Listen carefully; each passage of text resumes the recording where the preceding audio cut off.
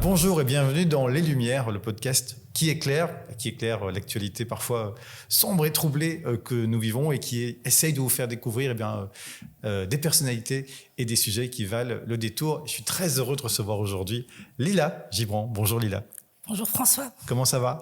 Super. Alors, il faut expliquer, parfois dans ce podcast, je reçois des gens relativement connus, parfois très très connus, parfois moins connus, mais qui ont un parcours, un trajet et une militance qui me semble importante de voir souligner. Et moi, j'ai rencontré Lila comment? Je l'ai rencontrée parce qu'elle animait, elle s'occupait d'une ASBL, Maman Solo, c'est le nom exact de le relais Maman Solo, qui s'occupe de familles monoparentales. Lila, petite question d'abord quasi rituelle ici. L'émission s'appelle Les Lumières. Si tu devais, dans ton parcours, dans ta vie, distinguer un porteur ou une porteuse de lumière ou un événement qui à un moment t'a apporté, t'a éclairé en particulier, qu'est-ce qui te viendrait à l'esprit? Ouais, pas facile la question.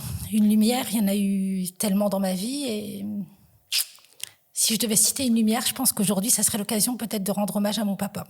La lumière, pour moi, c'est pas souvent le cas dans les familles d'origine maghrébine, mais moi, j'ai eu un papa très féministe qui nous a toujours poussés à travailler, à se battre pour nos droits. Et je pense que si la lumière aujourd'hui devait avoir du sens, c'est vraiment lui qui m'a portée, qui m'a toujours soutenue dans justement les soucis que j'ai eus par la suite dans mon parcours de maman solo. Et cette lumière qui m'a toujours assénée et continué à me dire de croire en moi et de baisser jamais les bras parce que finalement, si aujourd'hui il m'arrive des tas de choses, des difficultés, c'est parce que derrière, il y a quelque chose de positif. Et cette phrase-là, elle résonne encore aujourd'hui. J'aurais pu faire le choix de me résigner et de rester assise. Et mon père me disait toujours que si j'ai cette capacité justement à gérer tout ce poids sur mes épaules, c'est que c'est pas anodin. Et la lumière, c'est peut-être lui. Et voilà, pensez pour ton papa, c'est un beau message. Merci. Il faut qu'on parle du relais Maman Solo. Je crois que c'est indispensable. Alors, on n'est pas non plus chez Mireille Dumas, je ne demande pas qu'on raconte sa vie, mais néanmoins, la réalité que tu vis, il y a énormément de femmes, et quelques hommes, mais surtout des femmes, qui la vivent, qui se retrouvent devoir s'occuper toutes seules de petits bouts, parfois très petits, dans des conditions difficiles. Inévitablement, il faut qu'on en parle un peu. Est-ce que tu peux, en partageant ce que tu as envie de partager, nous dire ce qui t'est arrivé, qu'est-ce qui t'a poussé à te dire au-delà de ma situation, je sens que ce que je vis touche d'autres gens et je veux faire quelque chose? Si tu veux, mon parcours, il a été un peu particulier. Je suis française de base, installée en Belgique. Je suis venue, comme tu l'as souligné, pour étudier le journalisme dans un pays que je ne connais pas. Alors, bien souvent, dans des histoires, c'est l'amour qui décide. Moi, l'amour a décidé pour moi de rester en Belgique. J'ai eu mes enfants et puis l'amour est parti. Et donc, je suis restée avec la Belgique, mes enfants et puis mes galères. Et je connaissais pas, je travaillais, mais je ne connaissais pas vraiment les lois. Et c'est quand on tombe justement dans un divorce qu'on doit effectuer seul, qu'on ne connaît pas les lois, où j'ai commencé un petit peu, avec la déformation journalistique, d'essayer de me renseigner sur les lois, sur ce que j'ai le droit, sur ce que j'ai pas le droit. Et donc mon parcours a été un peu chaotique parce que j'ai pas divorcé parce qu'on s'entendait plus, j'ai divorcé parce que j'ai subi des violences psychologiques, physiques, psychologique. Et donc, je me retrouve à un moment dans un bourbier parce que je ne connais pas la loi belge, je ne sais pas où aller. Et donc, en divorçant, je me rends compte que mon mari est défaillant, mon ex-mari est défaillant, ne vient pas au divorce. Donc, quelque part, je divorce seule, je divorce avec un fantôme. Et j'aurais aimé, moi, plutôt qu'avoir un divorce par défaut, avoir un divorce avec une personne qui vienne, qui prenne ses responsabilités. Et puis, malgré tout, qu'on puisse avoir le choix de décider du partage de la garde ou autre. Et donc, je retourne chez moi avec un procès qui n'en est pas, parce que pour moi, c'est pas fini, on n'a pas nommé les choses. Et donc, je rentre à la maison, l'avocate me donne une copie du jugement, et donc elle me fait savoir que je peux prétendre au sécal, à la pension alimentaire. Et donc, une fois que j'introduis ce dossier au sécal, je me rends compte que je ne peux pas bénéficier du sécal parce que je dépasse le barème de 10 €. À l'époque, il était à 1 865 €, un peu majoré quand on a des enfants, mais je trouvais ça tellement absurde, tellement injuste, que finalement, c'est une contribution qu'on donne aux enfants, parce que j'aime pas le mot pension alimentaire, je préfère le mot contribution alimentaire. Et je me disais, mais mince, qui a fait cette loi, qui fait qu'aujourd'hui, on va juger si un enfant ou un autre a le droit à cette contribution alimentaire. Et donc, avec mes recherches, je tombe CECAL, année 2003, et je vois un lien avec vie féminine. Et donc, c'est là où tout commence, et j'envoie un petit mail, et c'est Afida Bachir qui me revient et qui me dit qu'à sa connaissance, normalement, il n'y avait pas vraiment un barème. C'était avec la loi Renders où, normalement, c'était préconisé pour tout le monde. Et donc, j'insiste en disant que 10 €, c'est quoi, finalement? Pourquoi on a ce barème qui nous... Il faut peut-être préciser pour ceux qui nous regardent et qui ne sauraient pas ce que c'est exactement que le CECAL. Ah oui, tout à fait. La plupart des gens ne le savent pas. Oui, c'est vrai. Le CECAL, c'est l'organisme qui permet de recouvrir la pension alimentaire pour le parent défaillant, que ce soit un homme ou une femme. Donc, quand ton ex-partenaire ne paye pas, ne veut pas payer, tu as un organisme public qui s'appelle le CECAL, qui va payer la pension alimentaire à sa place et qui, j'imagine, va quand même essayer de récupérer auprès du parent défaillant ce que lui aurait dû payer suite au jugement de séparation ou de divorce. Tout à fait. Et donc, c'est quelque chose qui est bien en soi, évidemment, qui a été inventé pour permettre que des mamans solo ou les quelques papas solo qui existent aussi, qui seraient dans la situation, ne se retrouvent pas démunis, même si le parent est défaillant. Et donc, ce que tu nous expliques, c'est que tu n'étais pas éligible à ce CECAL à 10 € près, et tu t'es dit, parce que tu travaillais, j'imagine, tu travailles toujours, et donc tu t'es dit, mais ça ne va pas. Et c'est là qu'est né... Tu as ressenti... J'ai ressenti de la colère. Et de l'injustice. Et de l'injustice, et surtout de l'indignation. Parce qu'il fallait comprendre des mécanismes, pourquoi des barèmes et qui les avait mis. Et donc là, s'ensuit une longue enquête que j'ai menée. Et donc, j'ai peut-être paru un peu folle auprès des politiques, mais j'ai dû créer un groupe Facebook avec...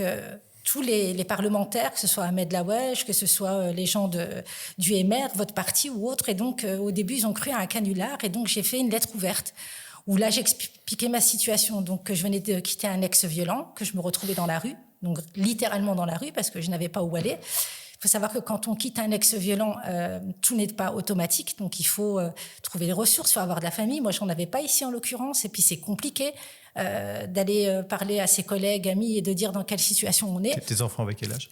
Mes enfants, à l'époque, avaient donc le plus grand... faut que je remonte à 2016. Je pense qu'il avait 12 ans, le petit 2 ans et la petite 4 ans. Ouais, donc voilà, c'est 3 mômes qu'il faut...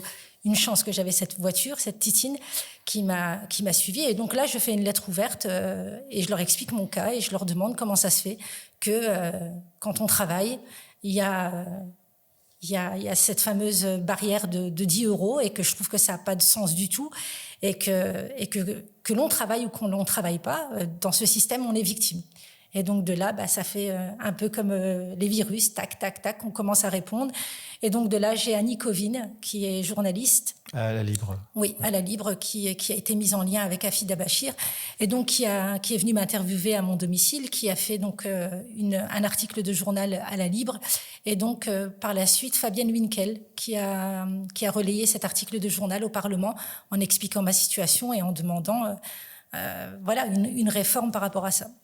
Très bien. Et alors, la SBL est arrivée après? C'est-à-dire que quoi, tu as été, j'imagine, contacté dès que ton histoire a été médiatisée. Forcément, des tas d'autres gens ont dû se reconnaître là-dedans. Est-ce que c'est à partir de là que tu as été contactée et vous êtes dit, mais on est assez nombreuses pour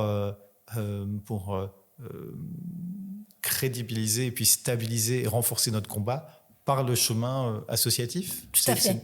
Ouais, moi, j'ai été étonnée parce que quand, justement, j'ai commencé à être visible, j'étais à des kilomètres d'imaginer qu'on était tellement nombreuses avec des histoires similaires, avec des parcours un peu chaotiques. Et donc, ça a renforcé le lien. Et là, on se dit, il y a du sens. Parce qu'une fois qu'il y a eu finalement cette victoire avec toutes les associations qui se sont joints à nous, Vie Féminine et autres, on s'est dit, si on a réussi à faire en sorte que la voix de toutes ces mamans finalement soit entendue et qu'il y a une victoire et que le plafond du CECAL saute, c'est qu'il y a quelque chose à faire. Et donc de là est né finalement d'un cri de colère peut-être, d'indignation, l'idée de se mettre en association pour pouvoir déjà informer, parce que je trouve qu'en Belgique, on n'est pas assez informé sur nos droits. Et donc informer, mettre en lien, avoir un endroit justement safe où les mamans peuvent déposer ce qu'elles ont. Et je pense que quelque part, en tout cas moi, c'est ma vision, quand je voyais ces femmes, ce qui leur manquait, c'était les mots. Les mots pour dénoncer. Et je pense que dans le militantisme, il y a quelque chose de chouette. C'est quand on arrive justement à mettre des mots sur ces douleurs, sur ces incompréhensions, et qu'on arrive à leur donner forme, à leur donner vie, et on arrive finalement plus à se faire entendre. Et finalement, c'est aussi une démarche pour nous de ne plus être résigné et de se dire, voilà, on a les armes. Voilà, c'est vraiment ça. Les mots sont une arme pour la lutte. Et même si elles n'ont pas toujours parlé à visage ouvert, j'ai été la voix de ces femmes.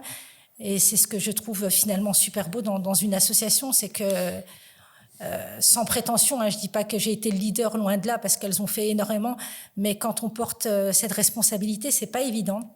Il faut savoir poser les mots justes, ne pas se tromper, être fidèle au récit. Et finalement, oui, ça a été. On s'est toutes retrouvées, ressemblées et rassemblées autour de cette thématique. Il y a aussi le fait, accidentellement ou pas, que tu as un talent réel d'utilisation des mots. On le sent quand on t'écoute, la manière de poser ta voix. Quand on te suit aussi sur les réseaux sociaux, tu as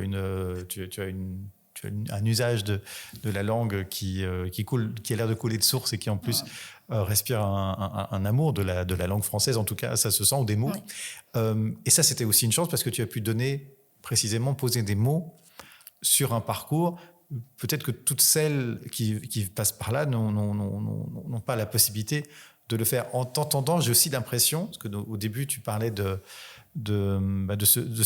cette impression d'avoir divorcé avec un fantôme et d'une vraie frustration qu'on ressent dans l'idée que le fait de ne pas avoir eu même quelqu'un en face de soi de qui divorcer fait en sorte que cette séparation se fasse par un papier donné, une sorte de frustration et de solitude qui est peut-être qui trouve un écho et une réponse dans le fait que la réponse qu'on trouve à ça en s'unissant autour du combat des mamans solo avec d'autres femmes qui vivent la même chose, reçoit aussi psychologiquement et symboliquement un renfort et un comblement à cette frustration. Est-ce que je suis dans le...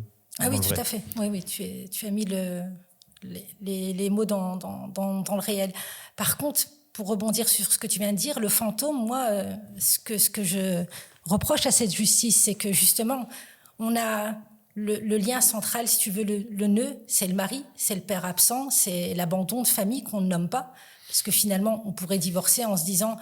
Souvent, les gens vont venir nous accuser, entre guillemets, d'être vénales, de vouloir que de l'argent, avoir cette pension alimentaire. C'est pas du tout le cas. Parce qu'on fait un enfant à deux, on doit l'assumer à deux. Moi, ce que je trouvais triste dans l'histoire, c'est pourquoi l'abandon. Les enfants n'ont rien demandé. Et pourquoi, finalement, cette société, encore aujourd'hui... a l'air de regarder cette thématique des familles monoparentales en biais. On ne la regarde pas avec ce qu'il y a de plus réel, c'est comment ces femmes et ces hommes, parce qu'on ne va pas occulter le fait qu'il y a des papas solos qui sont dans cette situation, mais bien souvent c'est une thématique genrée, les femmes.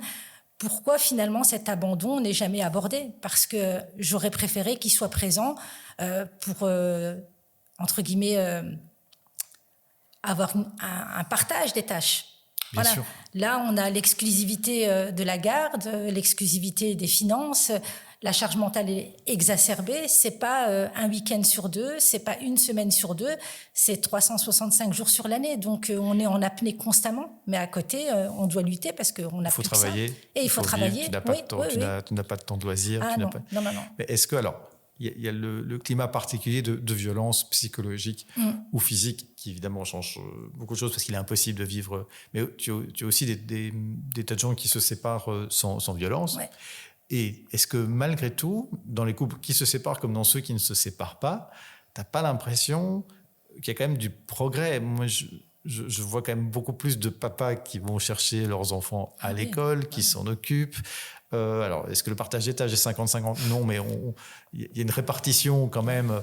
Il y en a un qui sait conduire, l'autre qui sait cuisiner. Enfin, voilà. Est-ce que malgré tout, pour essayer de jouer de l'avocat du diable et de voir les choses positivement, tu sens pas un petit peu de progrès dans la prise de conscience des hommes du rôle dans leur parentalité? Parce qu'au fond, c'est ça que tu soulignes. Ah oui, tout à fait. Oui. Les couples d'aujourd'hui, surtout les jeunes. Je pense qu'ils auront peut-être appris de nos erreurs. Après, je pense aussi que c'est une question d'éducation. Moi, par exemple, mon père me le disait toujours, on divorce de la femme, de l'homme, mais jamais des enfants. Donc, je pense que derrière, il y a des parents aussi qui doivent outiller les enfants, devenus adultes aujourd'hui. Et peut-être que oui, en voyant la société et en voyant les choses évoluer, on se dit que on se doit d'être un bon père ou une bonne mère. Mais je pense que c'est viscéral après, François. Je pense que nos enfants, on les a dans le sang, on l'a dans l'ADN, et que si finalement... peu importe ce que le juge aurait préconisé, si on veut ses enfants, on ne trouve pas d'excuses, on vient, on les prend. Dans tes enfants, il y a un petit garçon ou 2 petits garçons? Alors, j'ai 2 garçons et une fille. Et une fille. Oui. Est-ce que c'est quelque chose auquel tu es attentive et que tu essaies de transmettre? Parce qu'ils doivent avoir évidemment plein de questions, des choses pas simples. Et est-ce que à tes petits garçons, même si c'est encore, j'imagine, jeune, tu essaies de leur transmettre l'idée que... la parentalité, des enfants, si un jour vous en faites, ça se fait à 2. Qu'être un papa, c'est être présent, c'est donner du temps, etc., etc. Est-ce que tu fais peut-être ce qui serait logique, peut-être une cloison complète entre ce que tu as vécu et que tu essaies de les préserver? C'est peut-être un peu indiscret, donc mais je trouve ça intéressant comme vécu. Non, c'est super intéressant comme question. Après, moi, j'ai mis comme point d'honneur de ne jamais rajouter de la douleur à mes enfants. Rajouter de la douleur à de la douleur, ça jamais. Donc, je ne parle jamais de manière négative de leur père. Je ne mens pas non plus parce que ils ont été en questionnement, où il est, comment ça se fait, pourquoi il nous a abandonnés, est-ce qu'il nous aime pas?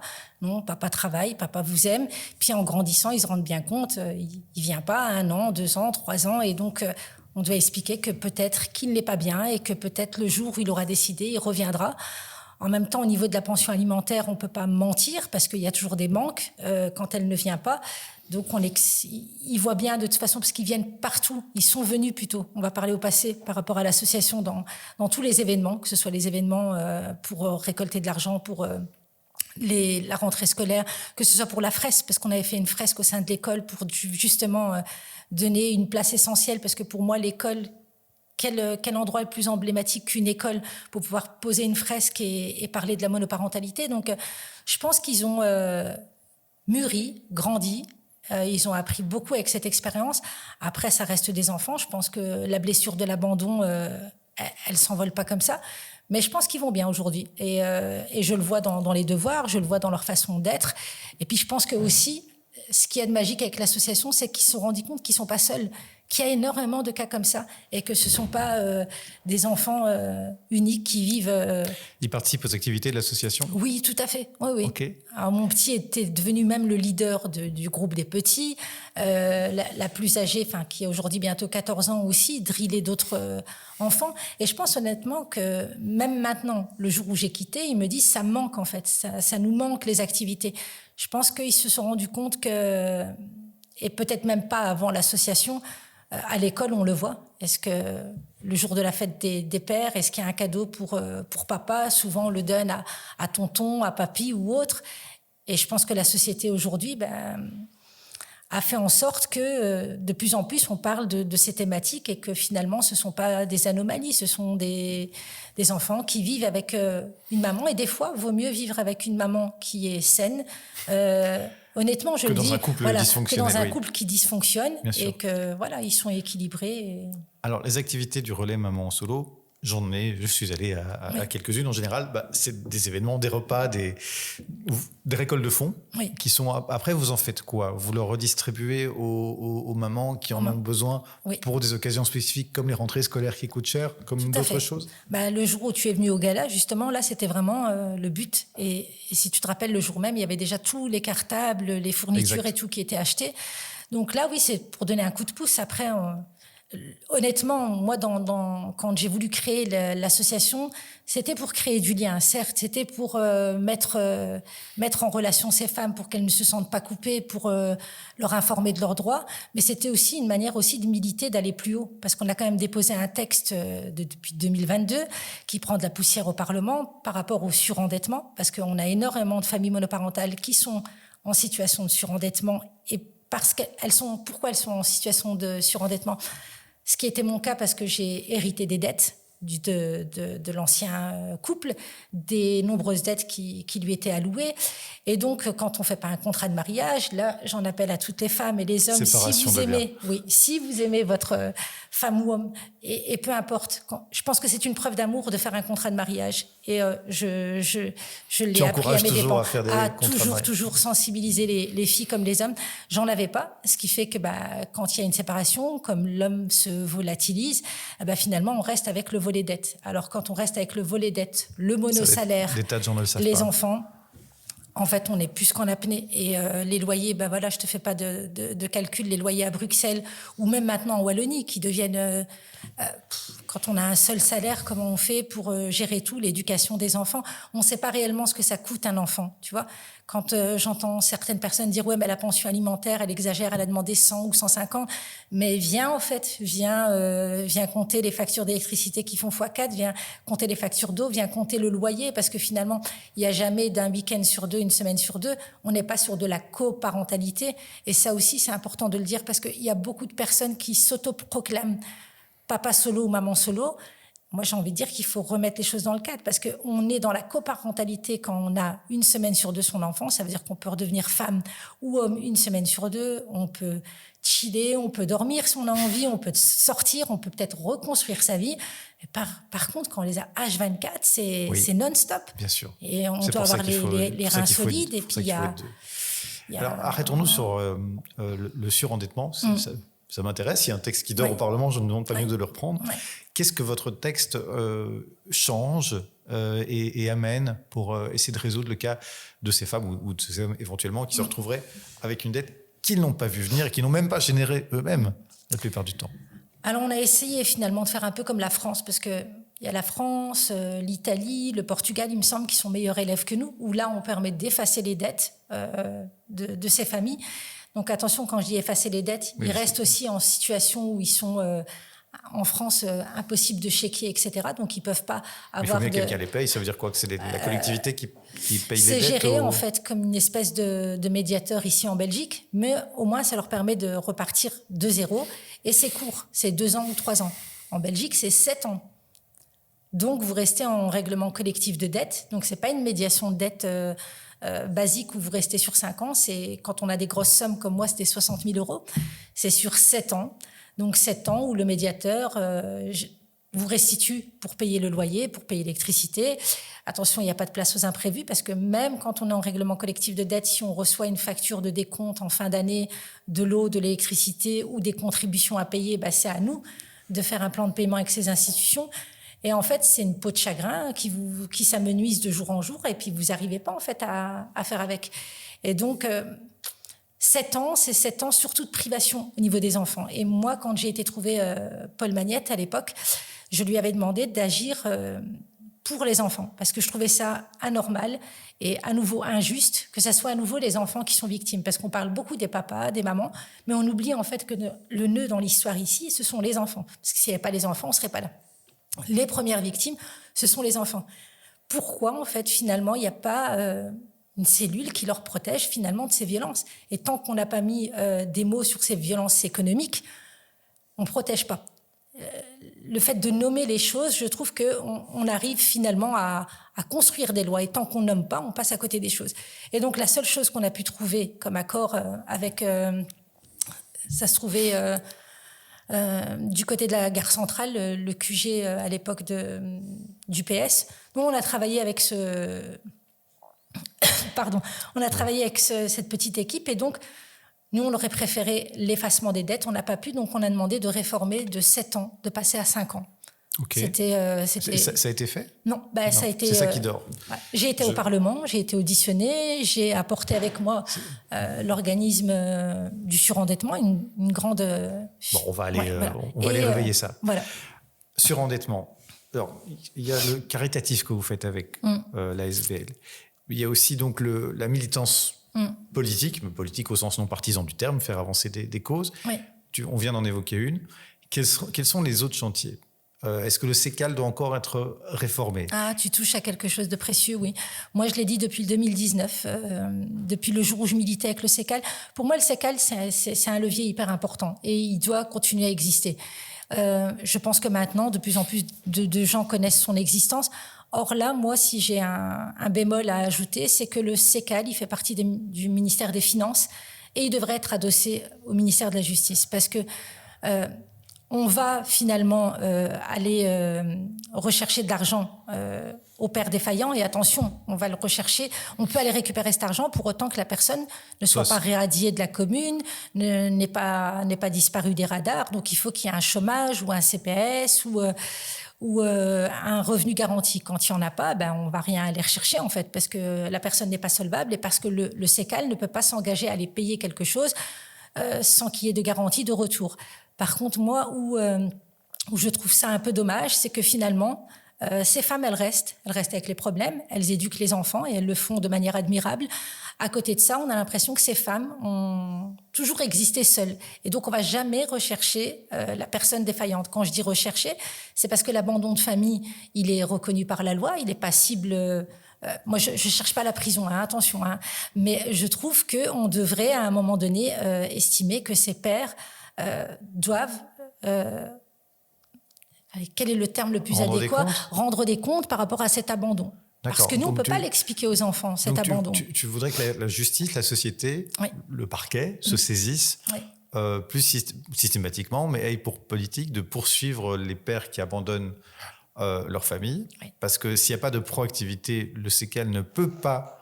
Donc, si le CECAL ne va pas trouver les fonds là où ils sont, il ne peut pas les attribuer à... J'ai eu énormément de mamans où le père a été radié de la commune, il est parti à l'étranger. Donc, il n'y a pas comme... Parce que c'est pardon, mais c'est notamment pour les gens qui ne connaissent pas le sujet. Bon, il y a un fonds... si tu fais un accident de la route avec quelqu'un qui n'a pas d'assurance, la société, au bout d'un moment, intervient. Et ça n'existe pas au niveau du CECAL. Alors, si ça existe et que c'est nouveau, j'en ai pas eu l'information, mais en tout cas, du temps où...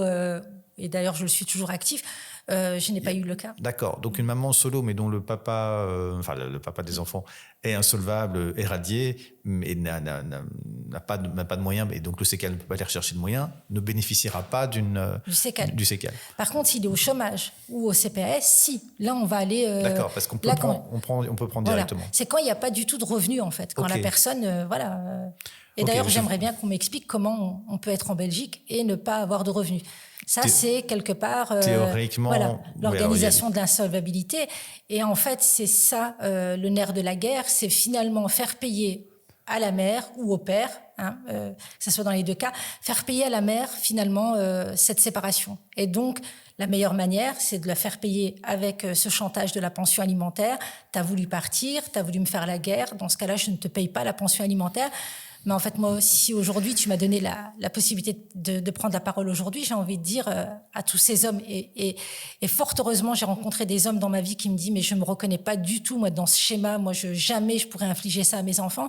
C'est de dire, en fait, de réfléchir à deux fois, parce que ce qu'ils font, en fait, c'est juste rajouter de la précarité à leurs enfants, rajouter de la précarité matérielle, mais rajouter aussi de la précarité de cœur, parce que finalement, ces enfants, pour pouvoir grandir, ils ont besoin d'un papa et d'une maman, et que si finalement c'est vraiment l'argent qui pose problème, alors qu'on s'assoit devant un juge, devant un médiateur, et qu'on décide de prendre une semaine sur deux son enfant, ça va nous alléger, ça va l'alléger lui, et il n'y aura plus de problème. Oui, parce que ce qu'on ne peut pas donner en argent, on peut le donner en temps. Voilà, exactement. Oui. Très bien. Alors, ça fait au moins 2 combats possibles à ce... L'ASBL est toujours active? L'ASBL est toujours active. Moi, je n'y suis plus. Je vais faire juste une petite parenthèse parce que c'est quelque chose encore qui me touche profondément. J'avais envie de lever le pied parce qu'il y a eu la pièce de théâtre qu'on a créée, la pièce de théâtre Seul, qu'on a jouée déjà 3 fois, où j'ai mis tellement d'énergie justement à mettre en mots toutes ces violences que les femmes avaient vécues, et surtout mettre en avant la violence faite aux enfants, parce que je pense qu'elle est beaucoup plus primordiale que la nôtre.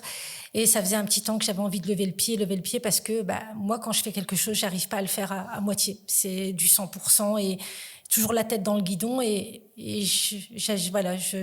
à plusieurs reprises, je me disais, mais lâche prise.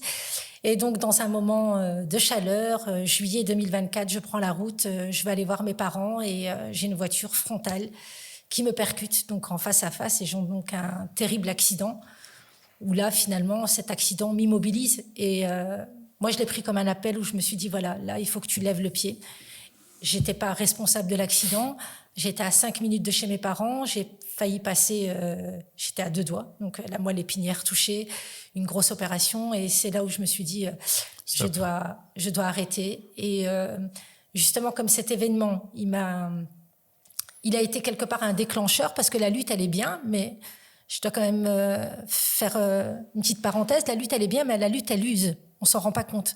C'est fatigant d'aller militer, d'aller porter la parole, parce que pour nous, finalement, tout ça, ça a un sens. Ça a l'air tellement simple, en fait, de leur dire que finalement, leur loi, elle ne cadre pas la réalité, parce qu'il y a différentes figures de monoparentalité et que finalement, il faudrait peut-être faire des lois qui reflètent la réalité. Et à un moment donné, je me suis dit, voilà, l'accident, le frein que t'as mis, parce que j'ai vachement freiné, et la voiture pas, je me suis dit, c'est un signe, j'arrête. Et donc, de là a découlé une autre passion qui finalement reste en lien de la militance. Je me suis dit, reviens à tes premiers amours, le journalisme, l'écriture. Et donc là, j'ai fini mon livre parce que je l'avais ouvert, je l'avais fermé, et puis c'était tellement dur. Et finalement, je me suis posé la question à plusieurs reprises. Est-ce que c'est nécessaire que tu fasses un livre, finalement, sur ta vie, que ça soit autobiographique? Est-ce que les gens ont besoin de ça? Et finalement, je me suis dit, c'est pas finalement de l'autobiographie que je fais dans ce livre, c'est que je pose tous les constats, en fait, que j'ai eus tout au long de mon parcours. Comment, de la rue, on arrive à se reconstruire, mais tout en ayant un travail, parce que les gens vous diront, t'as un travail, c'est pas parce que tu es à la rue que tu vas y rester. Moi, j'ai passé 10 jours sombres dans une voiture, où je l'explique d'ailleurs dans le livre. Et comment finalement cette société ne nous aide pas dans l'urgence, parce que finalement, quand on est maman solo, c'est toujours dans l'urgence qu'on a besoin. C'est rarement quand tout se passe bien. Quand on est dehors, qu'est-ce qu'on fait quand on n'a pas de pension alimentaire, quand on n'a pas un loyer qui va tomber, quand on n'a pas les mois de caution, et surtout cette difficulté à trouver un logement, parce que même quand je travaillais, finalement, quand on regardait ma fiche de salaire, c'était écrit versé au contentieux. Donc, on montre que vous êtes fiché à la Banque nationale. Donc là, le propriétaire, il se dit, aïe, c'est déjà un problème, elle a des dettes. Et en dehors de ça, c'est, ah, mais madame, vous êtes seule. Donc, pour pouvoir prétendre à ce loyer-là, il va falloir avoir 3 fois le salaire. Là, aujourd'hui, je vois qu'on en parle au Conseil d'État. Il y a une loi, je ne sais plus quelle partie a déposé ça. Moi, déjà à l'époque, en 2020, j'étais confrontée à ça, à des propriétaires qui me disaient, c'est pas contre vous, mais on doit être sûr que votre salaire va pouvoir supporter le loyer. Mais en même temps, si on veut chercher un 2 chambres en étant 4, le propriétaire va pas nous accepter. Donc, il va falloir avoir une qualité de vie que finalement on n'a pas. Moi, j'ai rencontré énormément de femmes jusqu'au jour d'aujourd'hui qui vivent dans le salon et les enfants ont leur chambre. Alors moi, je suis passée d'un studio, quand j'ai quitté mon ex, 30 mètres carrés, à finalement un appartement 3 chambres, mais avec des péripéties de dingue. Et je me dis, c'est pas possible. Donc, finalement, autobiographique, oui et non. Oui, parce que c'est ma vie. Où certaines fois, j'ai dû la modeler parce que voilà, on préserve aussi les enfants. Mais il y a aussi une interpellation politique. Ça veut dire, finalement, en partant de mes constats, des pierres que j'ai eues à chaque fois dans mon parcours, est-ce que finalement, il n'y a pas une possibilité justement d'avoir des vraies politiques de courage et des vraies politiques qui cadrent à la réalité? Parce que je pense que les besoins d'une maman ou d'un papa qui a ses enfants H24 toute l'année ne sont pas les mêmes besoins qu'une personne qui les a une semaine sur 2, juste au niveau du logement. On peut dire, papa, je vais chez papa une semaine, je vais retrouver ma chambre, chez maman, si elle l'a pas, c'est pas trop grave. Là, finalement, il y a tout ça, et puis il y a la privation de vacances, la privation d'activités extrascolaires.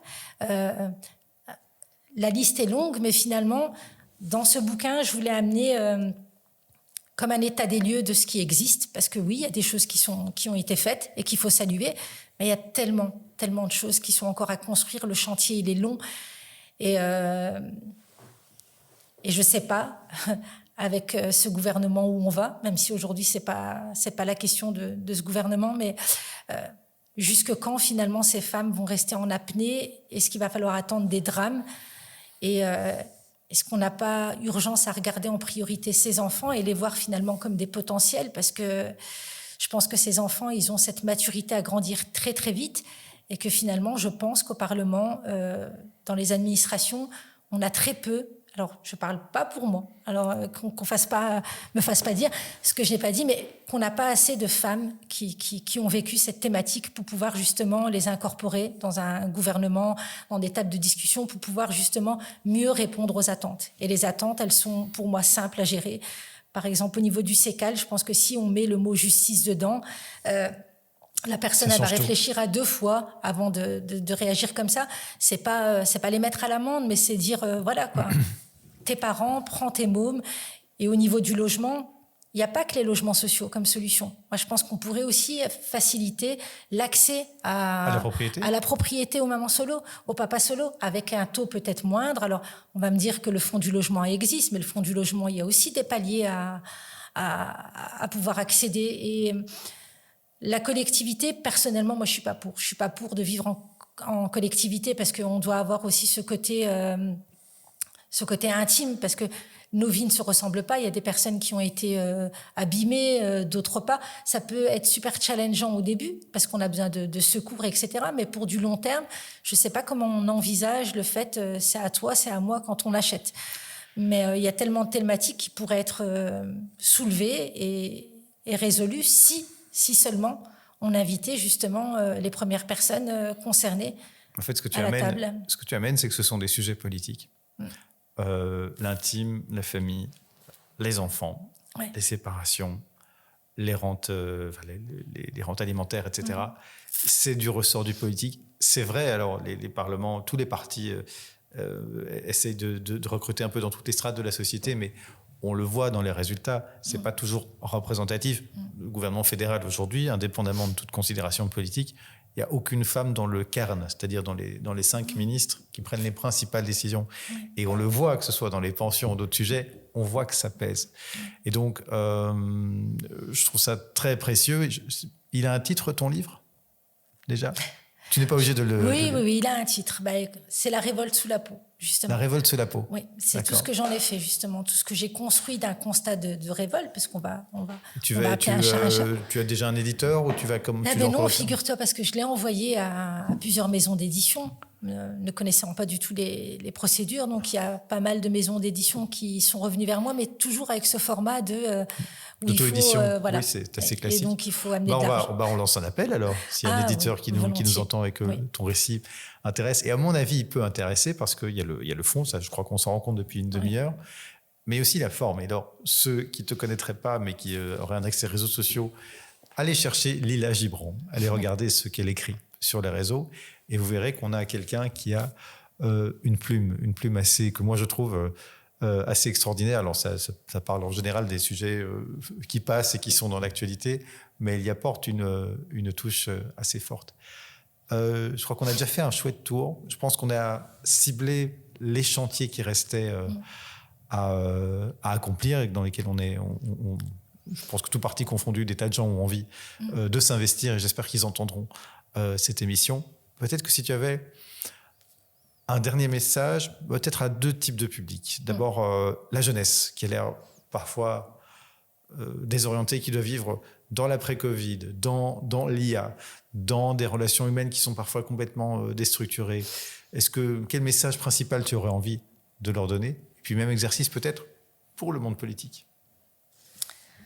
Pour la jeunesse, moi je les inviterais à se reconnecter à la nature, aux relations humaines, à essayer. Je sais que même pour nous, adultes, c'est compliqué de poser smartphone et de se dire on va avoir un temps pour nous. Mais un petit peu comme une sorte d'ermite, parce qu'à l'époque, l'ermite, on le voyait un peu avec un... Déconnexion. Ouais, voilà. Déconnexion, mais déconnexion pour se reconnecter à soi, en fait. Voilà, pour essayer de lâcher prise, parce qu'on est tellement sollicité avec les smartphones, avec les informations, et pour les politiques, si j'ai quelque chose à leur dire.